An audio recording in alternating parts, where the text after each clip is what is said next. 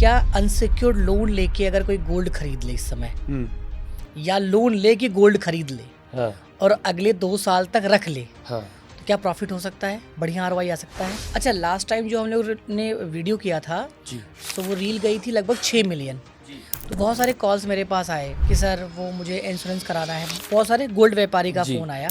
ये पॉसिबल है ना कि हाँ, कोई सिल्वर गोल्ड पे इंश्योरेंस चाहता है तो आप उसको गाइड कर देते हैं? देखो मिश्रा जी, ऐसा है, पहली बात तो ये पॉसिबल है और मैं ऑन कैमरा बोल रहा हूँ, रिकॉर्डेड लेक्चर है और ये बात सेबी तक भी जाएगी। गोल्ड का, सिल्वर का इंश्योरेंस हो सकता है। तो आपके हिसाब से अगर किसी के पास ये पैसा है और गोल्ड में इन्वेस्ट वो करना चाहता है, तो क्या बेस्ट वे है? ETF, ETF? Exchange traded funds. कोई बंदा इस वक्त बेहद समझदारी से काम करे, स्पेशली जो ज्वेलरी बिजनेस में है, गोल्ड के बिजनेस में है, सिल्वर है या गोल्ड है, कुछ भी है, अगर वो इस वक्त बेहद समझदारी से काम करें इंश्योरेंस के साथ, ये जो वेल्थ उनकी बनी है ना, यहीं रुक जाएगी। तो जिनको बहुत अच्छी चार्ट रीडिंग की नॉलेज नहीं है तो उनके लिए ये ट्रैप हो सकता है, क्योंकि वो जरा सा नीचे जाता है, लोग बेचेंगे, वो फिर ऊपर चला जाएगा। जाए कहाँ तक ये? जो अपने भाई बंधु हैं रिटेलर, वो क्या प्रिपरेशन 2026 में कर सकते हैं फॉर HNI? देखिए, उनको ना मेरी 2 बातें माननी पड़ेंगी अगर वो बिल्कुल सीरियस है HNI बनने के लिए। ठीक है। पहला काम, उनको अपना सिविल सर्टिफिकेट फाड़ देना। 2026 में जो कॉमन पर्सन है, नॉर्मल पर्सन है, सैलरीड पर्सन है, उनके लिए क्या इनपुट है आपका? वो अपना इन्वेस्टमेंट कैसे और कहाँ जारी कर सकते हैं? मतलब मैं एक हार्ड लाइन बोलना नहीं चाहता हूँ, लोग ना ज़्यादातर लोन के लिए एलिजिबल होते जा रहे हैं। हाँ, ये और लोग प्रिपरेशन भी यही कर रहे हैं। लोगों के पास ना इंफॉर्मेशन बहुत आ गई है, नॉलेज नहीं है। बहुत इन्फॉर्मेशन है। किसी ने कहा है कि इंटरनेट से लोग वेल इन्फॉर्म्ड और वेल कंफ्यूज दोनों हो रहे हैं।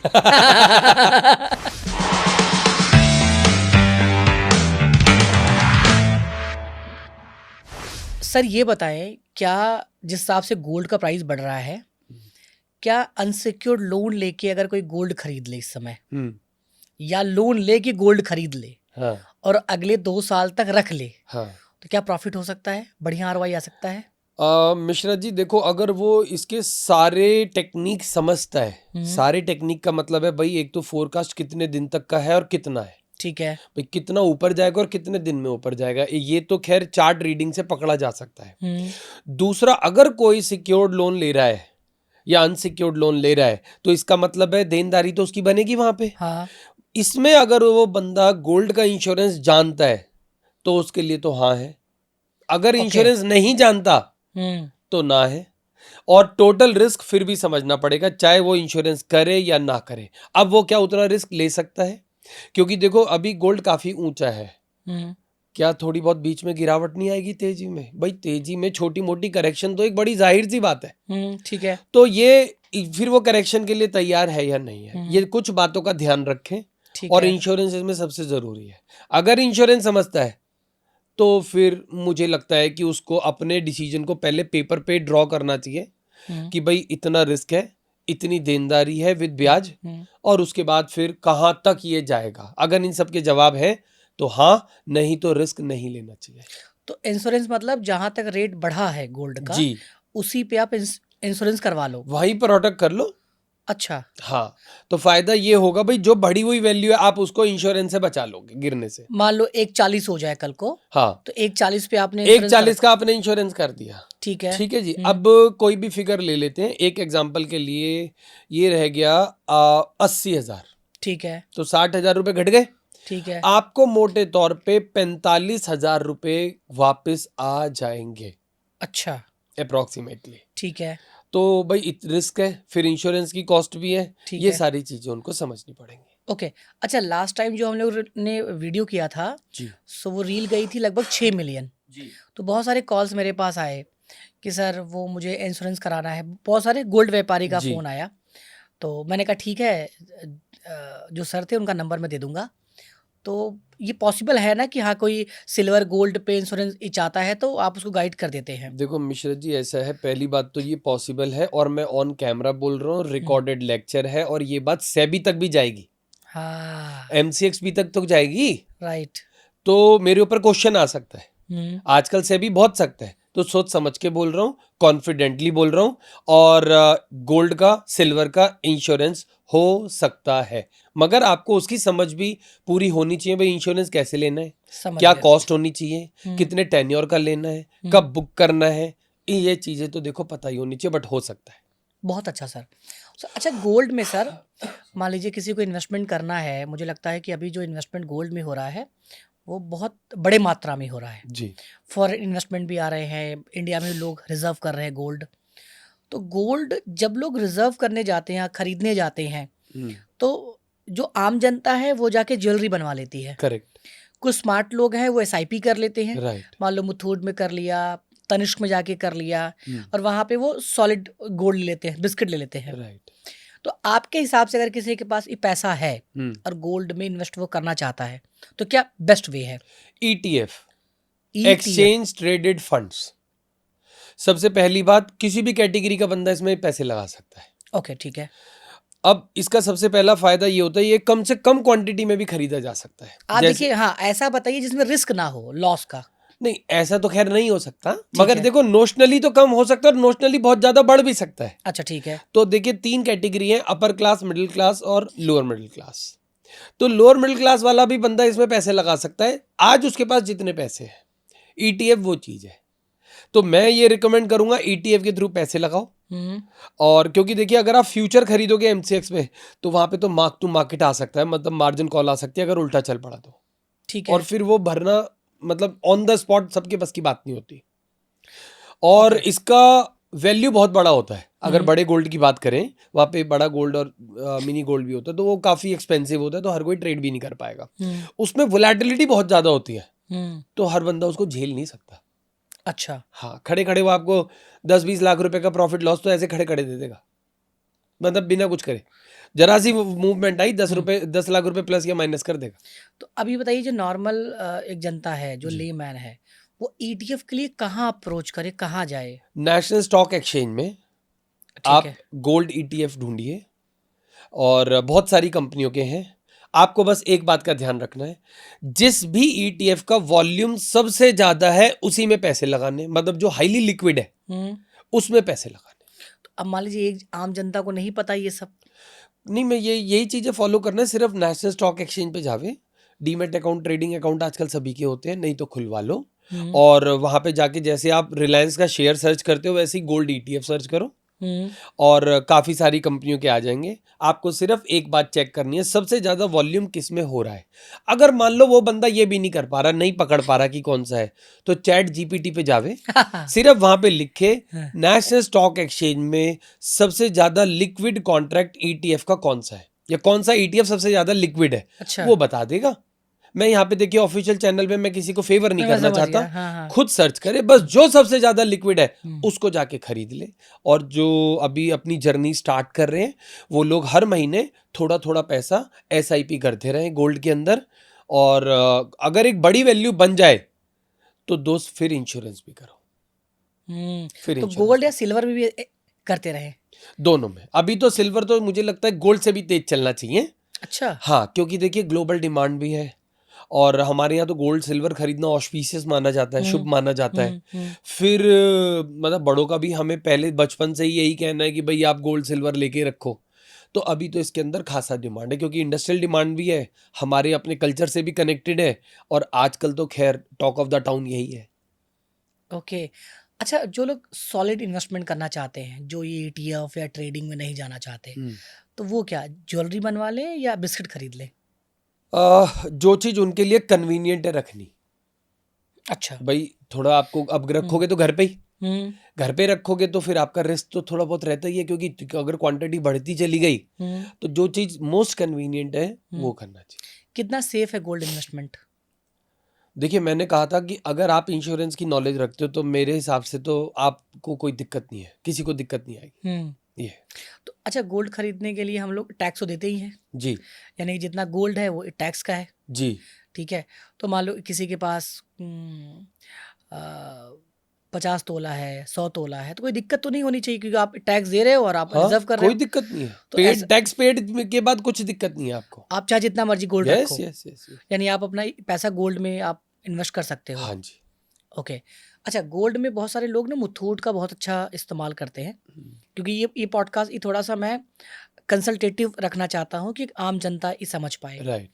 जैसे जब मैंने बिज़नेस शुरू किया था, तो जब भी मुझे पैसे की रिक्वायरमेंट होती थी, मैं गोल्ड मुथूट में रख के अच्छा। 1% पे पैसा लिया, हम्म, काम किया अपना, वापस करा। वापस किया, ठीक है? फिर गोल्ड लिया। इवन 2-4 बार मैंने क्या किया ओके। कि गोल्ड रखा, पैसा लिया, उसका फिर गोल्ड खरीदा, हम्म, फिर मुथूट में रखा, अच्छा। डबल ईएमआई दिया। ओके। क्योंकि मुझे पता है कि बिज़नेस करोगे, हम्म, आपके पास ये पैसा आएगा। हम्म, आप अगर ईएमआई आपकी 10,000 है, तो अगर आप 50,000 रुपए महीने दे रहे हो, तो अब आपका जो गोल्ड था, उससे डबल गोल्ड आपने बना लिया मुथूट में, करेक्ट। राइट? क्या ये भी तरीका फिर कुछ रेट भी तो बढ़ गया। रेट भी बढ़ गया? ये तो तीसरी एडवांटेज हो हाँ, गई। देखिए इसके लिए ना मतलब मिश्रा एक जी थोड़ी हाँ, ना समझ होनी चाहिए। अच्छा। अगर किसी को पूरी तरीके से ये गेम नहीं समझ में आता तो हुँ, हाथ नहीं डालना चाहिए। अगर वो समझता है हुँ, कि पहली बात तो भाई उसको गोल्ड खरीदना पड़ेगा, ठीक है। फिर एज ए कोलेट्रल देना पड़ेगा, गिरवी रखना पड़ेगा, उसको पैसे मिलेंगे।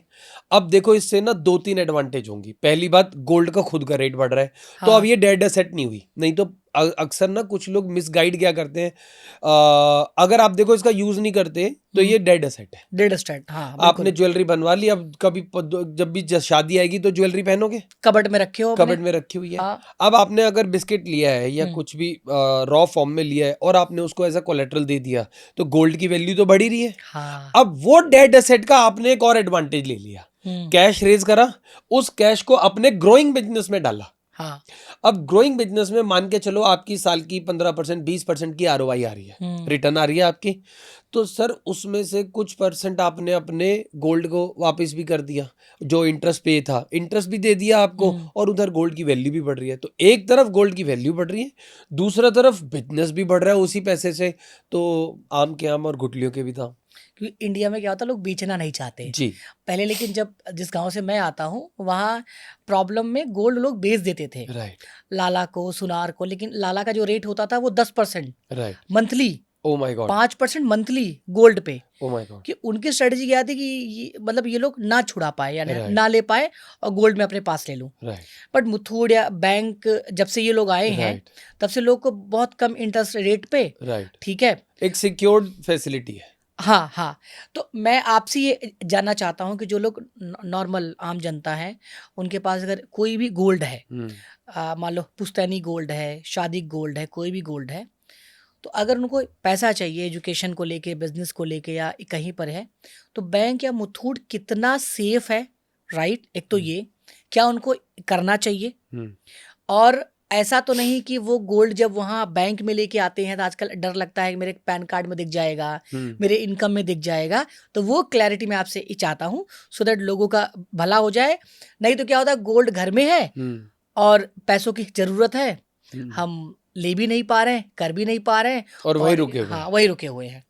तो देखिए मिश्रा जी, यहाँ पे ना 2-3 बातें हैं। ठीक है, पहली बात तो ये है कि भाई आपने गोल्ड एज अ कोलेट्रल दे दिया, ठीक है। अब आपके हाथ में पैसा आ गया। अगर आपने ये पैसा किसी ग्रोइंग या एप्रिशिएटिंग एसेट में डाला है, जैसे बिजनेस एक एप्रिशिएटिंग एसेट होता है, ठीक अगर है। कोई बंदा अच्छा बिजनेस चलाता है हुँ, तो वो उसको बिजनेस ग्रो ही करता है। ठीक है। एप्रिशिएटिंग एसेट में अगर वो इन्वेस्टमेंट करेगा हुँ, तो इसके तो फिर 2-3 फायदे हैं, जैसे गोल्ड की खुद की वैल्यू बढ़ रही है, ठीक है। बिजनेस में पैसे डाले उसकी भी वैल्यू बढ़ रही है। हुँ, मगर अगर वही पैसा आप डेप्रिशिएटिंग एसेट में डाल दो, हुँ, कि मान लो अभी किसी को कोई कार खरीदनी है, हुँ, घूमने जाना है, तो मैं फिर रिकमेंड नहीं करूंगा भाई। एक ठीक है, गोल्ड की वैल्यू तो बढ़ रही है मगर पैसे तो वापस करने पड़ेंगे ना ये आपको, हुँ। जो आज आपने लिए। एग्री। और अगर आप नहीं कर पाए तो फिर मुथूट फाइनेंस के पास राइट है आपका गोल्ड बेच के अपना पैसा रिकवर करने का। हाँ। तो इधर से भी हाथ पैसे जाएंगे और उधर से भी पैसे जाएंगे। हुँ, हुँ, तो मैं ये रिकमेंड करूंगा कि भाई इसमें अगर आप एप्रिशिएटिंग असेट में पैसे डाल रहे हैं तो यस, करना चाहिए। हाँ। अगर डेप्रिशिएटिंग फन में, मस्ती में, मौज में पैसे डाल रहे हैं तो बिल्कुल मना है। तो फिर तो गोल्ड का प्राइस बैठे बैठे ही बढ़ रहा है ना, फिर क्योंकि क्यों हाँ, पंगे लेने हाँ, आपने। क्योंकि लॉस है, अगर आपका कोई हाँ। बिज़नेस है या कुछ आप कर रहे हो, हाँ। जिसमें दिख रहा है कि 6 महीने, 1 साल में आरओआई आ जाएगा अच्छा, तो फिर तो वो करना अच्छी चाहिए। बात है, फिर ठीक तो है। ये आपका डेड एसेट नहीं है, फिर तो ये आपको हाँ, बल्कि हाँ। इसका मल्टीपल यूज हो पाएगा। और मेरे हिसाब से आज जैसे आप इतने बड़े लेवल पे गोल्ड आ गया है, काफी ऊपर आ चुका है, अगर आज कोई भी बंदा इस टाइप के फंड रेज करता है गोल्ड के अगेंस्ट में, एक छोटा सा काम और कर ले, उसका इंश्योरेंस भी कर ले। अच्छा। हाँ भाई, जो गोल्ड आपने बैंक को कोलेटरल दिया है, मुथूट को दिया है, किसी को भी दिया है, उसका इंश्योरेंस कर ले, तो फिर आपकी जो बड़ी देनदारी है ना बैंक को, वो भी बंद, वो भी अब पूरी तरह रिस्ट्रिक्ट हो जाएगी।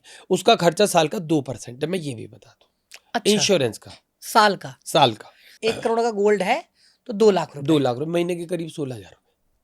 ठीक है, लेकिन मतलब एक तो सिक्योरिटी तो हो गई ना। हाँ भाई, मान लो चलो आज आपका गोल्ड इस लेवल पे है, कल को 1.5 लाख हो जाए, 2 लाख हो जाए, ठीक है, आपको और फंड मिल जाएंगे। मगर अगर उसकी वैल्यू गिर गई, इतने पीक से गिर तो सकती है ना। हिस्ट्री में बताता हूँ, लोग खैर आज तो बहुत खुश हो रहे हैं, मगर इससे पहले भी हिस्ट्री में हो चुका है। $100 का गोल्ड $875 हो गया था, अच्छा। Almost 9 times.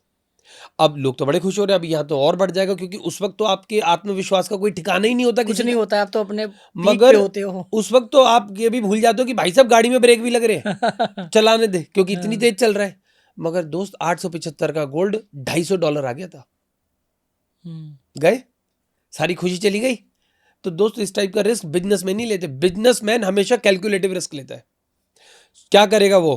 गोल्ड लेगा, गोल्ड को कोलेट्रल में देगा, कोलेट्रल से फंड रेज करेगा, फंड को बिजनेस में लगाएगा, बिजनेस ग्रो करेगा, बड़ी अच्छी आरओआई जनरेट करेगा। But at the same time जो गोल्ड उसने किसी भी अपने बैंक को दिया है वहां से फंडिंग के लिए एज ए कोलेट्रल, उसका इंश्योरेंस भी कर लेगा। ये होती है HNI स्ट्रैटेजी। आंख बंद करके काम नहीं होगा, क्योंकि अब इसमें एक टेक्निकल पॉइंट बताता हूं। मान के चलो आज 2 लाख रुपए का गोल्ड हो गया, ठीक है जी। अब आपने लोन ले लिया, मान लीजिए आपको 25% का हेयर कट है, 75% लोन मिल गया। कहने का मतलब है 2 लाख के गोल्ड पे 1.5 लाख का लोन मिल गया, हाँ। ठीक है जी।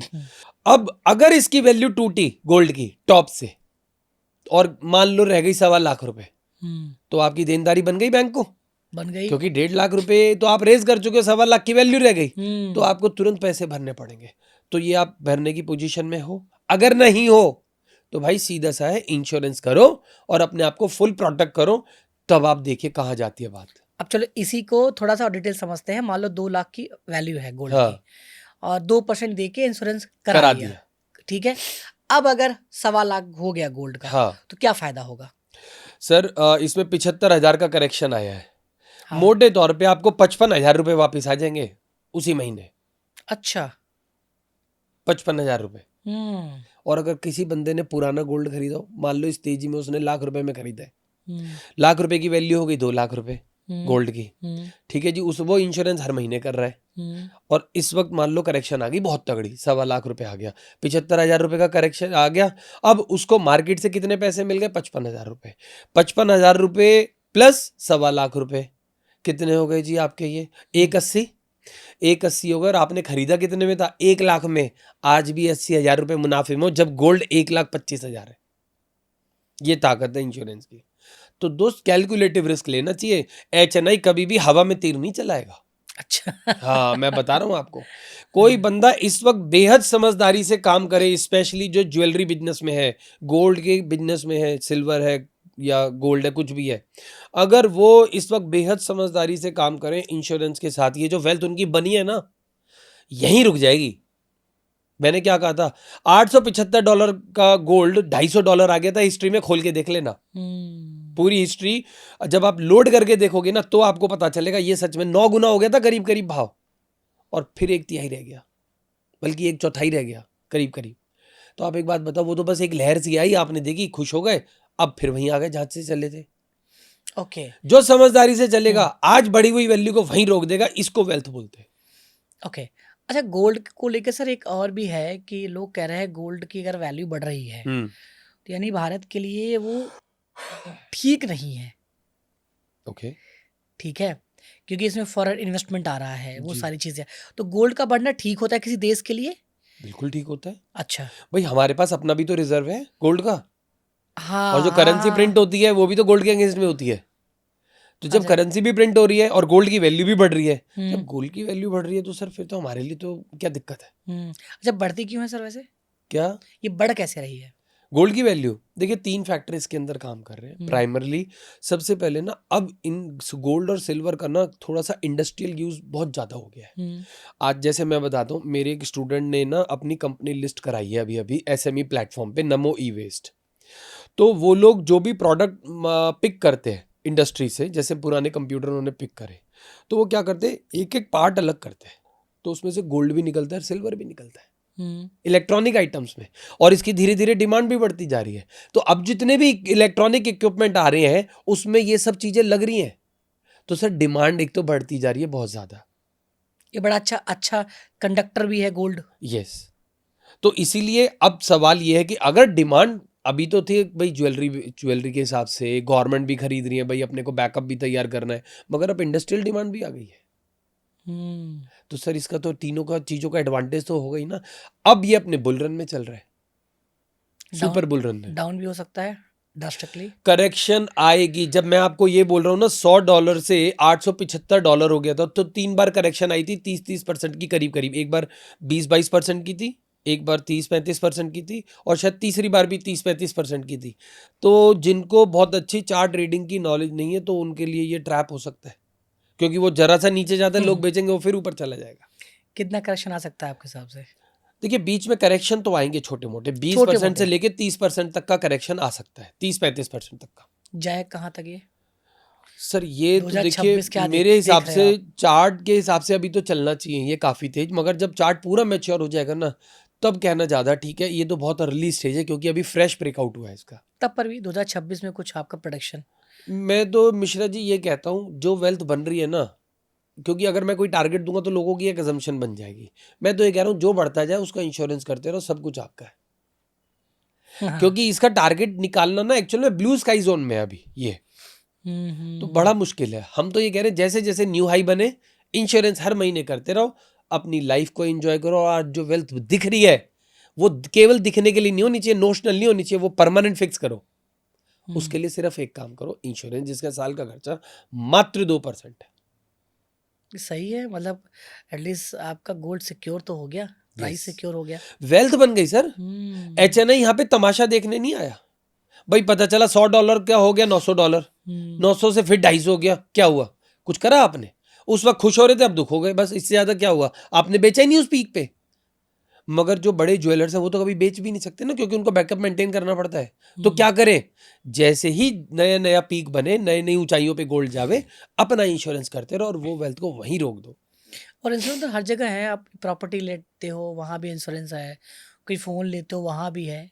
प्रॉपर्टी में क्या है कि 1 करोड़ का अगर आपने घर लिया है तो इंश्योरेंस वाले बोलते हैं भैया 1 करोड़ का आप करवा लो, कल को कुछ होता है तो कम से कम आपकी फायर तो सिक्योर इंश्योरेंस रहेगी। रहता है, हाँ वो हाँ ज्यादा हाँ होता हाँ। है। मगर यहाँ तो सीधा सीधा प्राइस का है भाई, और कौन सी जगह है ऐसी? तो ये वाली बात है, मेरे को लगता है HNI स्टाइल से पार्टिसिपेट करना चाहिए और वेल्थ को बनाना। तो सर अभी तक तो गोल्ड की बातें हो गई है, मुझे लगता है कि बहुत इम्पोर्टेंट डिस्कशन हुआ है, मतलब का होगा। अब थोड़ा सा जिसमें आप एक्सपर्ट हों, जिसके लोग आपको पसंद करते हैं, जो अपने भाई बंधु हैं रिटेलर, वो क्या प्रिपरेशन 2026 में कर सकते हैं फॉर HNIs? देखिए उनको ना मेरी 2 बातें माननी पड़ेंगी अगर वो बिल्कुल सीरियस है HNI बनने के लिए। ठीक है। पहला काम, उनको अपना सिविल सर्टिफिकेट फाड़ देना है, ओह। देखना ही नहीं है, और मेंटेन भी नहीं करना। ठीक है। तो सवाल अब ये उठेगा कि भाई मेंटेन क्या करना है? मेंटेन करना है नेटवर्थ सर्टिफिकेट, क्योंकि HNIs अपना नेटवर्थ सर्टिफिकेट मेंटेन करते हैं, सिविल स्कोर नहीं देखते, ना सिविल स्कोर को मेंटेन करते। अब नेटवर्थ सर्टिफिकेट के लिए उनको काम क्या करना है? ठीक है। आज हमारी मतलब वो सबसे पहले अपना नेटवर्थ सर्टिफिकेट बनाए, ठीक है। खुद ही बनाए। नहीं पता मुझे बता देना, कमेंट कर देना, हम बता देंगे कैसे बनता है। अपना आप इंस्टाग्राम की आईडी बता दीजिए सो दैट कि अगर कुछ हाँ, करना है। विजय कौशिक ऑफिशियल के नाम से आप ढूंढ लेना, ठीक है। तो उसमें पता लग जाएगा। कमेंट कर देना नेटवर्थ सर्टिफिकेट, हम बनाना आपको बता देंगे। अब लोगों को क्या करना है, अपना नेटवर्थ सर्टिफिकेट बनाना है। बना लिया, अब आपको अगले साल 31 दिसंबर को फिर बनाना है, और इस साल वाले को और नेक्स्ट ईयर वाले को कंपेयर करना है। कितनी वेल्थ बढ़ी, कितनी नेटवर्थ बढ़ी, आज कहां खड़े हो।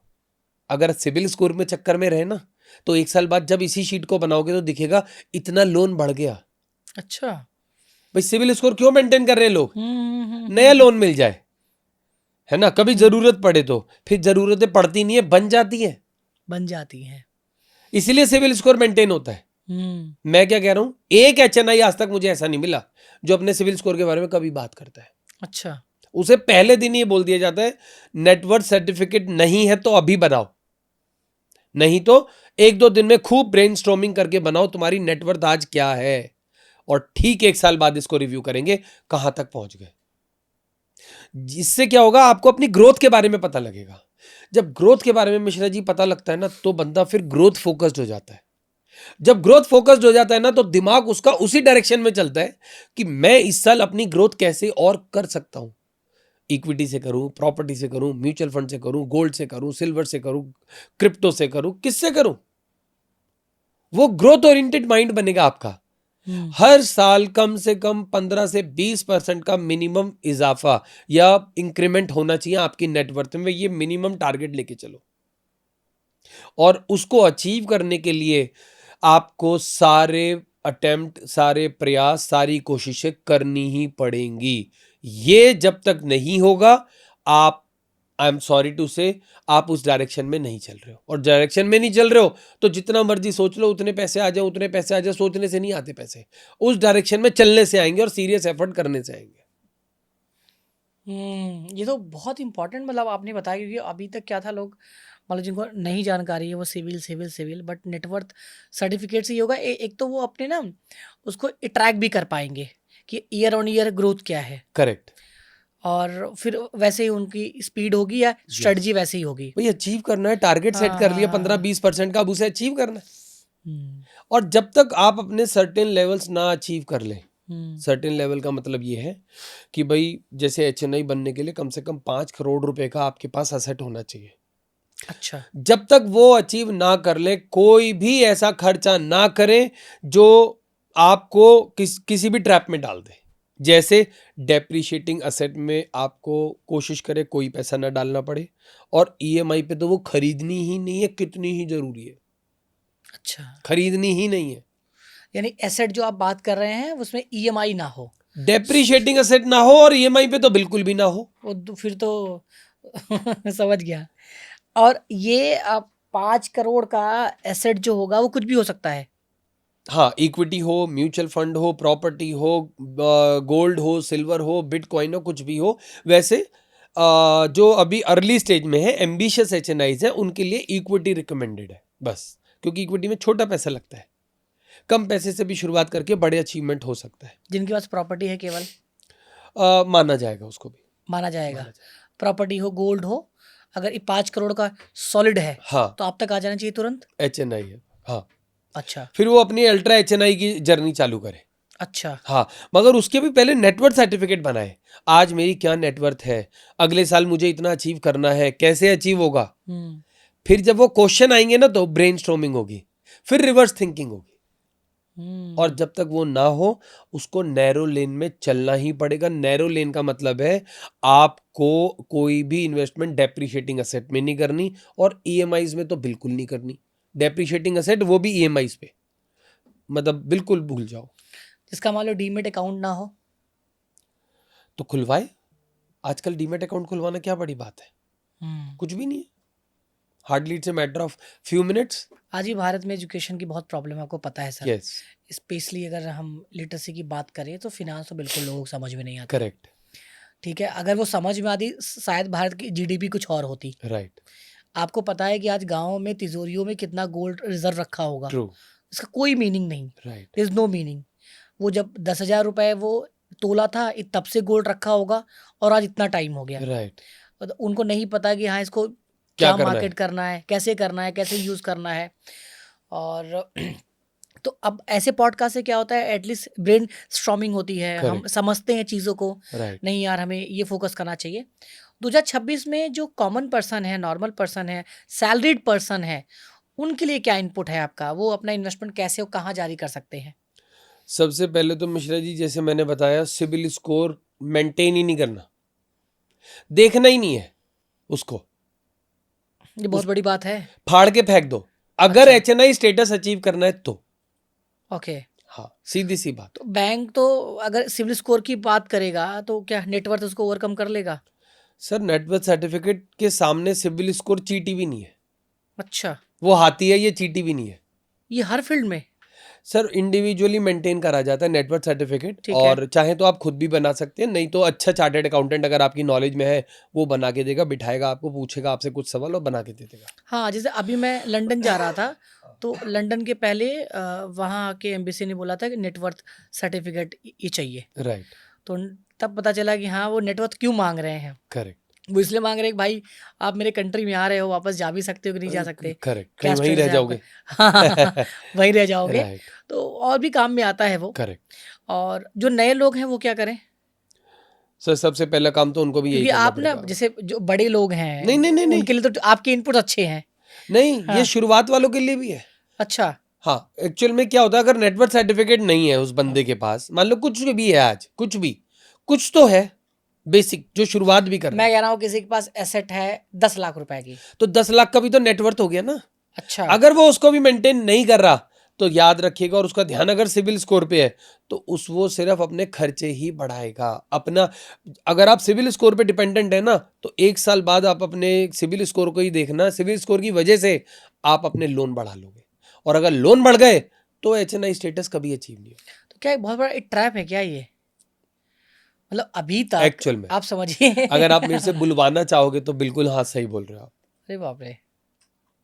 आज की एजुकेशन की वजह से क्या हो रहा है भाई, क्या ज्यादातर क्या हो रहा है, हाँ। बिजनेस चलाने की तो कोई नॉलेज ये स्कूल और कॉलेज में नहीं मिल रही, नहीं। ज्यादातर नौकरी पाने की मिल रही है। हाँ। आप आज हम नोएडा में बैठे हुए हैं, जब नोएडा के कॉलेजेस के पोस्टर देखते हैं, हम्म। क्या दिखता है, इतने करोड़ का पैकेज, इतने लाख का पैकेज, पैकेज की तो बात हो रही है ना।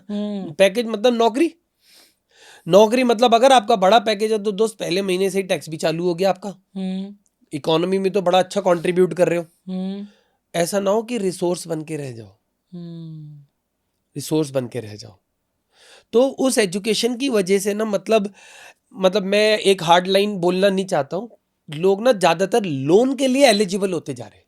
हाँ, ये और लोग प्रिपरेशन भी यही कर रहे हैं करेक्ट, कि घर लेना है तो पहले उसके लिए एलिजिबल हो जाओ। करेक्ट।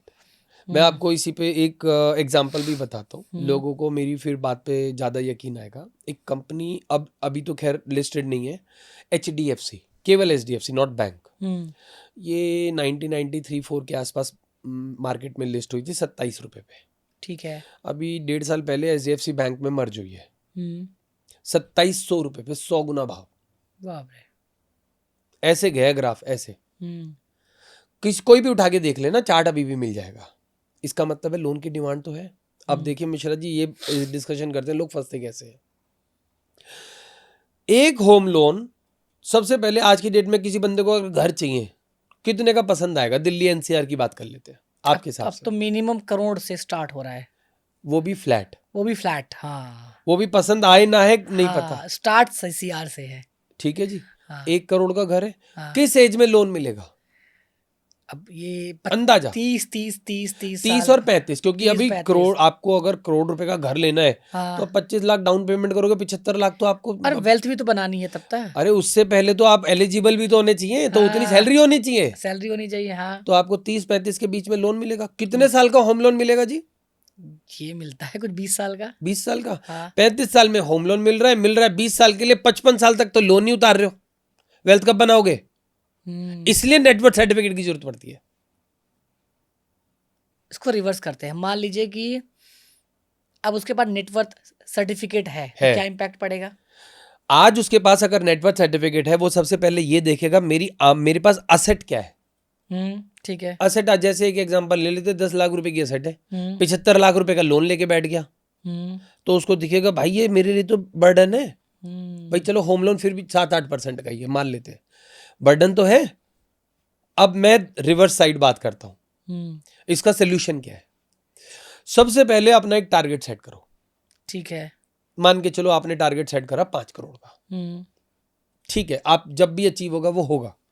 5 करोड़ का मान के चलो, आपका 40 साल की उम्र में अगर आप सही टाइम से चलते हो तो 40 साल तक आप अचीव कर सकते हो। 15-20 सालों में ये अचीव हो जाएगा। अचीव हो गया, मैं कहता हूं आपका साल की रफ्तार जो है बढ़ने की, वो 15 या 20% है। 5 करोड़ का पोर्टफोलियो, और अगर 15% की रफ्तार से भी बढ़ रहा है तो 75 लाख रुपए साल के हिसाब से आपका इंक्रीमेंट होता जा रहा है अपनी वेल्थ का। ठीक है जी।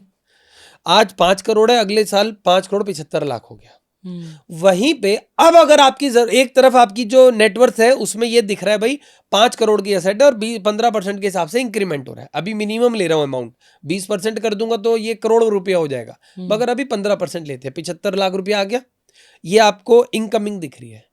अब आपका मन करता है यार अब घर होना चाहिए, ठीक है, करोड़ रुपए का लोन ले लो, मैं कह रहा हूं ले लो। अब आपको क्या दिखेगा, देनदारी कितनी है, 1 करोड़ की, 5 करोड़ में से 1 करोड़ की तो देनदारी है, तो कोई देनदारी नहीं है, उसका 5वां हिस्सा।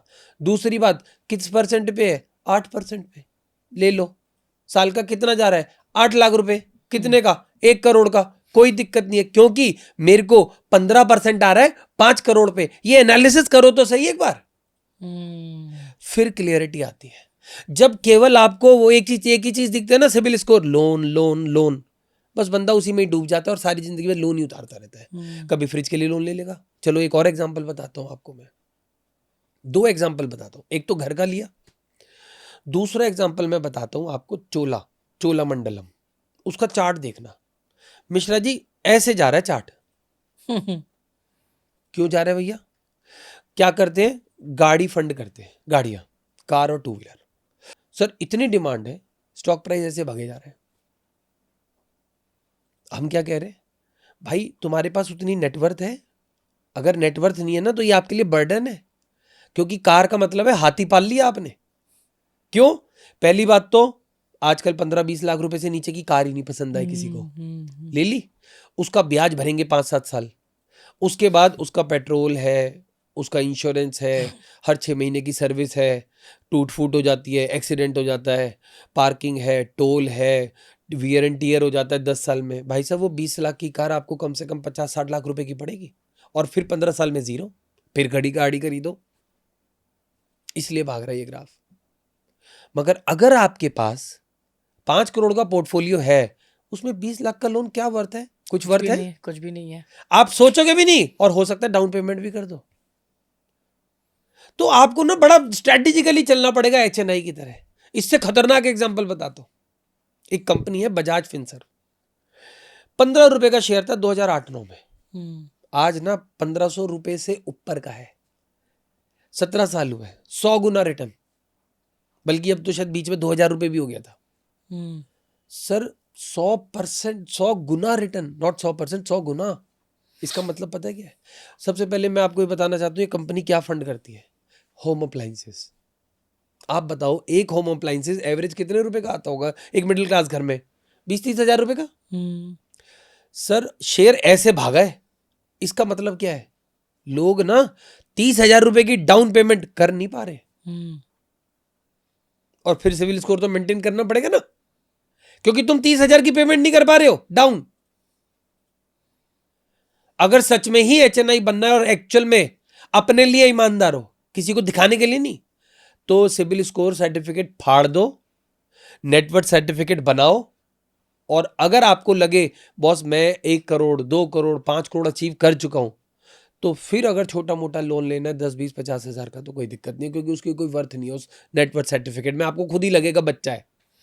अच्छा, महीने में कितने कमाने वाले लोग को ये सोचना शुरू कर देना चाहिए।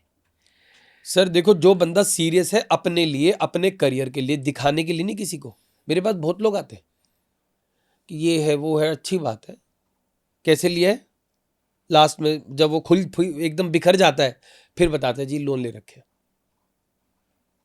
तो कहने का मतलब ये है, हर बंदा एम्बिशियस है, आगे बढ़ना है, ये तो एक कुदरत का नियम है, आगे बढ़ना है, ऊपर जाना है, मगर दोस्तों दिमाग से आगे चलना है, इमोशनली डिसीजन नहीं लेने। इंस्पिरेशन तो हर दूसरे दिन किसी की कोई चीज दिमाग में ट्रिगर हो जाएगी, आज फोन लेना है, कल कार लेनी है, कल घर लेना है, फिर बच्चे भी अपनी डिमांड करेंगे, वाइफ भी डिमांड करेगी, पेरेंट्स भी साथ में है, सोसाइटी भी साथ में है, एक ही बंदा तो है जिस सारा प्रेशर झेल रहा है। तो भैया पहले अपने आप को तैयार करो, उसके बाद सब कुछ करो। शुरुआत में कुछ कॉम्प्रोमाइज करने पड़ेंगे, मगर एक बार आपका HNI स्टेटस अचीव हुआ, फिर आपको कभी कॉम्प्रोमाइज नहीं करना पड़ेगा। बहुत ही बढ़िया, शानदार। और उसका मूल मंत्र है नेटवर्थ सर्टिफिकेट।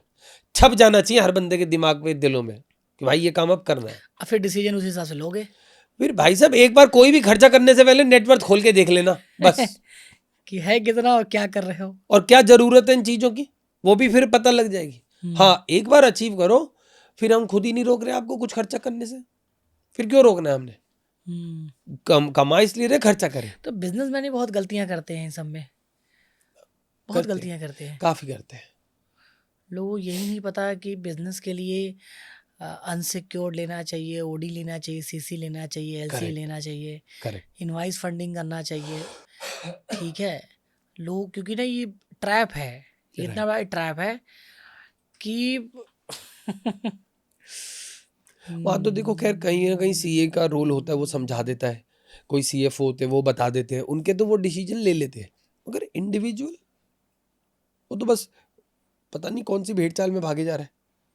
मतलब आप ये देखिए ना, होम लोन वाला शेयर मैंने एचडीएफसी बताया, चोलामंडलम मैंने बताया ऑटो टू व्हीलर वाला, वो जो ऑटोमोबाइल की लोन देते हैं, और तीसरा बजाज फिनसर्व होम अप्लाइंसेस के लिए लोन दे रहे हैं, 30,000 रुपए की डाउन पेमेंट नहीं हो पा रही है। अब इसके आगे क्या बताएं? आपने अच्छे तरीके से बताया, ऐसा ना लोग जाके शेयर खरीद ले तीनों के। भाई आप पहले समझो तो सही। पहले देखो समझो। मेरे को हाँ कोई हाँ दिक्कत हाँ नहीं है, हाँ मगर हाँ। मैं एक बात ये बताता हूँ, मैं कभी किसी को टिप नहीं देता मिश्रा जी। देना भी नहीं चाहिए सर, टिप टिप भाई टिप। अपनी इंटेलिजेंस डेवलप करो। अगर आपको लगता है ये बिजनेस चलेगा तो खरीदो, इसमें मेरा क्या रोल है? हाँ, आप बिजनेस खरीद रहे हो, खुद पार्टनर बन रहे हो उस बिजनेस में, आप रिव्यू करो, आपका कन्विक्शन है, खरीदो।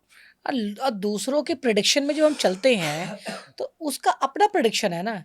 अभी क्या होता है, कोई मूवी देखना हो ना राइट। तो लोग दूसरे से रिव्यू लेते हैं। करेक्ट। अरे भाई, उसका अपना रिव्यू है Right. उस पर्टिकुलर मूवी को लेके, करेक्ट। आपके अपने सेंटिमेंट्स आपको हैं। एक्शन मूवी पसंद है, उसको हाँ, मान लो लव स्टोरी पसंद है। हाँ, वो कहेगा बेकार मूवी है। हाँ, तो यानी कि हो गया ना कॉन्फ्लिक्ट। हाँ, कॉन्फ्लिक्ट हो गया। और जब से रिव्यू सिस्टम आया है ना इंटरनेट राइट। पे, तब से चीजें और खराब हुई हैं। करेक्ट। लोग एक्सपीरियंस नहीं करना चाहते, सीखना नहीं चाहते। राइट। उन्हें क्या लगता है कि यूट्यूब पे 1 घंटा दो जी, हाँ। आप तो ज्ञानी बन गए, राइट। ये लो ये मत लो, ऐसे करो ऐसे ना करो। अरे वो व्यक्ति, वो कितने टाइम, अच्छा जो लंबे टाइम से है ना, वो इंटरनेट पे ये बेवकूफ़ी वाली बातें नहीं करेगा। करेक्ट। ठीक है, वो तो कोर अपने स्ट्रेटजी में इन है। ट्रू। और जो आजकल में सीखे हैं वही आगे ज्ञान करेंगे, राइट। और उन्हीं को आप आइडियल मानते हो और अपना टाइम खराब करते हो। करेक्ट। तो एक्शन लेने के बजाय आप एक आइडिया मैन बने हो, अच्छा मैं ये कर लेता हूँ, ये कर लेता हूँ, ये सारी चीज़ें। लोगों के पास ना इंफॉर्मेशन बहुत आ गई है, नॉलेज नहीं है। बहुत इन्फॉर्मेशन है। किसी ने कहा है कि इंटरनेट से लोग वेल इन्फॉर्म्ड और वेल कंफ्यूज दोनों हो रहे हैं। राइट। ठीक है, ये ज्यादा अच्छी और लाइन है। जब से चैट जीपीटी आ गया है, हाँ। उनको लगता है हमें किसी की जरूरत ही नहीं। मतलब दिमाग ही नहीं चल रहा ना, फिर तो वो जो उसने बोल दिया मान लिया। जो जो बोल दिया वो मान लिया। नहीं सर, बहुत ही शानदार। और बहुत सारे कॉल मेरे पास आए हैं, मैं डाइवर्ट करता हूँ।